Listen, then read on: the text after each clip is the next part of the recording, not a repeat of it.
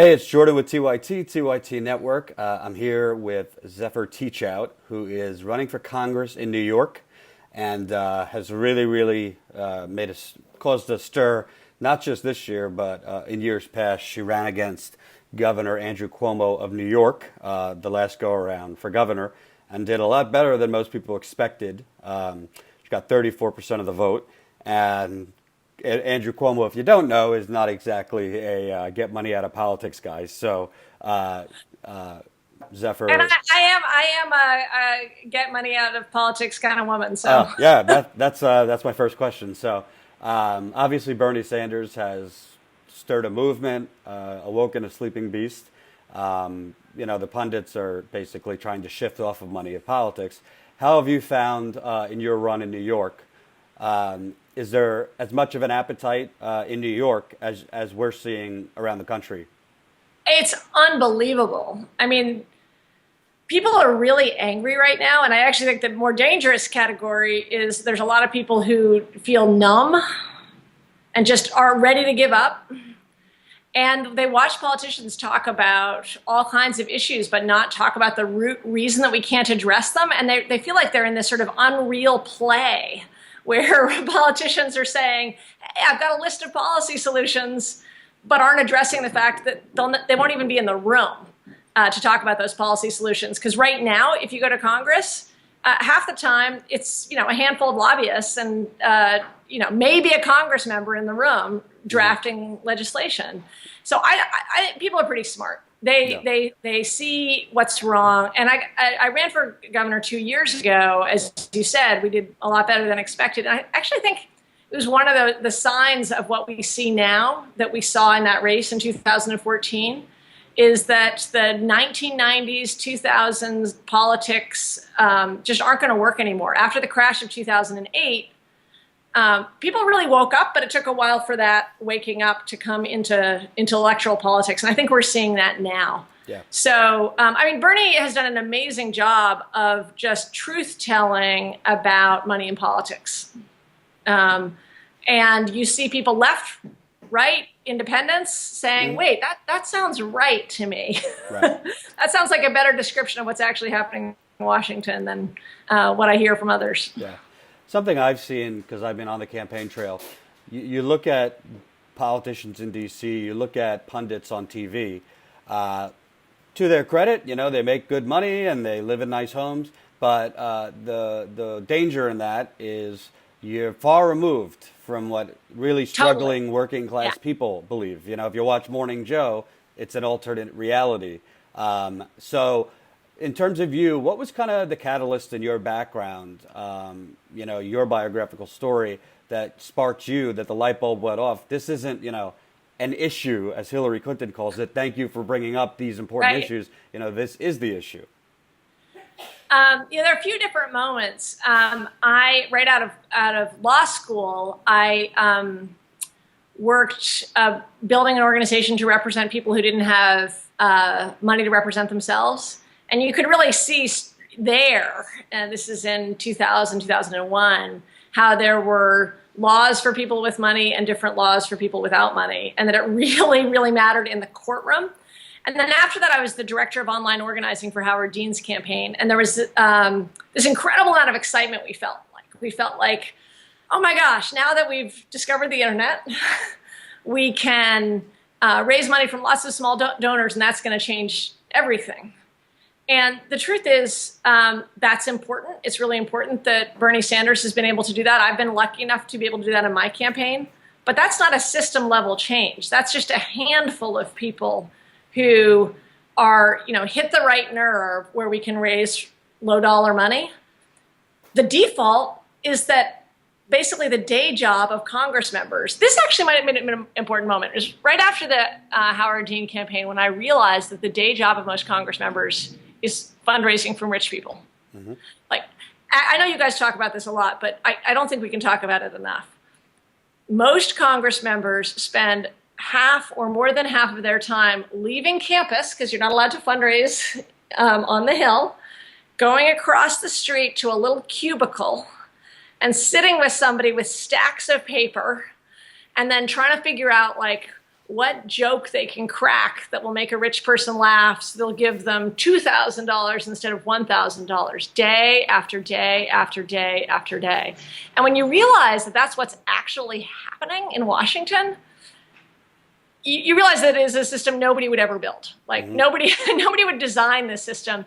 And so the people who are defending it have to be defending it because it's working out for them. It's certainly not working out for people.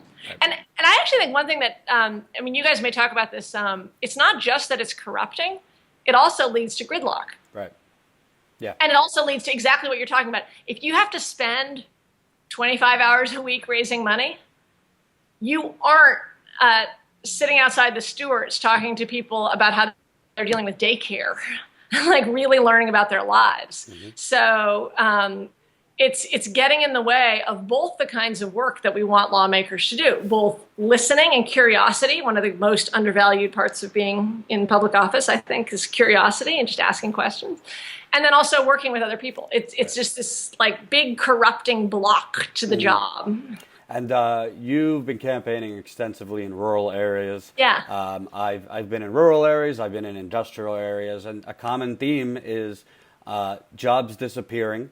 Yes. And politicians talking the talk about, bringing jobs back and increasing wages, but really no game plan on how to do that. A lot of it centers around trade and things like that. What are you finding? And if you get into DC, what's the action steps to bring back not just jobs, but jobs you can live off of? Right. So it's jobs, and also, I regularly talk to people who have 3 jobs, none of them with benefits. Barely able to see their kids, moving around just in order to support their family. So the jobs numbers alone don't tell the whole story. It's jobs, like jobs where you have time to take care of your dog and your kids. What I hear about all the time, and I think is spot on, is we got to renegotiate NAFTA. Not only do we have to stop the TPP, it's like we're playing offense and defense. We have to stop the TPP, and I've been part of fighting against that for a while now. But NAFTA isn't working out for American workers. It's not working out for workers anywhere. And my vision, and I think what most people want, is we should be making things here. Like your glasses, I don't know where they were made. Me neither. But we can assemble those in Kingston. We can put together iPhones in Hudson. We don't need to send stuff overseas to get packaged, to get sent back. And I think some people in Washington have this kind of learned helplessness. Like they can't even imagine making things in America again. But we can make things here. So NAFTA is huge. And I will say that I think it's really part of all of our jobs right now as citizens and people in public office to take this political moment, because I haven't heard this much attention on NAFTA since the early 90s. I think people just sort of gave up, but we can't give up. We actually, we can do things here. Right. That's really key. Another thing is we got to take on the big banks. I co-founded a group dedicated to breaking up big banks after the crash of 2008. We held forums all around the country. We went to Washington. We have not yet broken up the big banks. And Dodd-Frank had some great elements, but fundamentally we've got a lot more work to do because they're sucking value and wealth out of our economy. So breaking up banks does a whole bunch of different things. One is it frees up loans. And right now, the small businesses and mid-sized farms that are the heart and soul of my district, they don't have access to loans. I mean, they're great credit unions, they're great local banks, but our national policy right now for the small business owner is your credit card and your rich uncle. Right. And that isn't a plan for a small business economy. In different areas, bringing jobs back is going to mean good jobs back is going to mean different things. But access to loans is going to be key no matter what. And then I across the board think, I think we've all coming to this moment where we're realizing that a handful of monopolies have way too much power in sector after sector. And they're bad for workers, they're bad for the environment, they're bad for our tax base. They're just these big companies that aren't competitive. They're just pushing out small companies, pushing out competition, and treating workers really badly. Having said that, I am so happy about the Verizon workers' victory. Right. The real victories right now. So far, we've stopped the TPP. And that Verizon workers' victory, people really came together. The CWA was so brave, and we won because enough people realized, hey, Verizon isn't treating its workers well, and it's not treating its customers well, and it wants to offshore more jobs. That doesn't make any sense. Right. So I think we got to take this moment and say, well, if we can win on Verizon, we can win in other areas. Right. And, we know what the Republican Party is about. I'm not going to waste time. Obviously, the growing divide in the Democratic Party has really come to the forefront. If you win, you're joining the Democratic Party. I'm in the Democratic Party. Yeah. So, I'm an FDR Democrat. I live about 15 miles from Hyde Park. Which is interesting because they called Bernie Sanders pie in the sky and radical, but he's really an FDR Democrat if you think about it. But if you look at it, if you join the Democratic Party, what is the breaking point now that it looks like Hillary Clinton is going to be the nominee? Have they learned lessons that you can't just try to go to the left during a primary, then triangulate?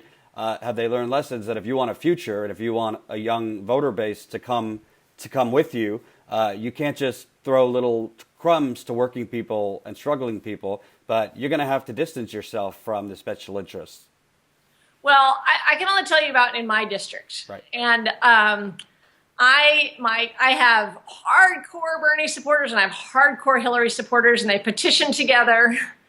And we have found that there's just an incredible amount of excitement around my race. We have a huge volunteer base. So I can only to say lessons from what I see, which is that people are really hungry for people running for office who aren't afraid. Sometimes it just comes down to that. Like, you might not agree on every issue, but saying, I'm not going to be censoring myself. I'm going to speak freely. I'm going to be unafraid. I'm not going to worry about what big donors think. That itself sort of creates this opportunity for new people to come in. That's really, really important. That's not even a policy dispute, but it's about who we are, whether we're fighting or not fighting. I think that's really important. I really hope other Democrats have learned that we've got to be better on trade. And then this final thing, which is just, you started the conversation with this, and it's so important, is for years, the DC pundits would say, you can't run on corruption. That's like a 20th tier issue. Yeah, people kind of care about it, but do they really care about the way campaigns are funded? We aren't seeing the polling. You can't run on it. You can't run on it. And what I saw in my race, and I think we've seen this year in both the Republican and Democratic side, is if you're not talking about how campaigns are funded, you're not connecting with people's lived experience of politics.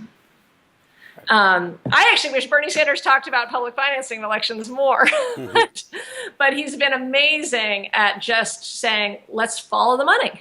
Mm-hmm. And that's something I hear in the district all the time, is this, follow the money. Who are they really working for? Right. So I hope that Democrats across the country have learned it's not just about overturning Citizens United, which we need to do. We should be talking about truth-telling on money and politics all the time, every day. It's a core part of our problem. It's a constitutional crisis. It's an American crisis. And there's grassroots base to do something about it. Right. Your primary is next week, so I'm going to let you go. Where can people find out more info about you, support you if they want to? Great. Thanks so much for having me on. ZephyrTeachout.com. One of the advantages of having a funny name is that so far I'm the only website. Mm-hmm. So ZephyrTeachout.com, or you could just Google Zephyr Teachout for Congress. Follow me on Twitter at Zephyr Teachout, or follow me on Facebook. And tell all your friends in the 19th Congressional District to come out and vote on the 28th of June. Polls are open at noon.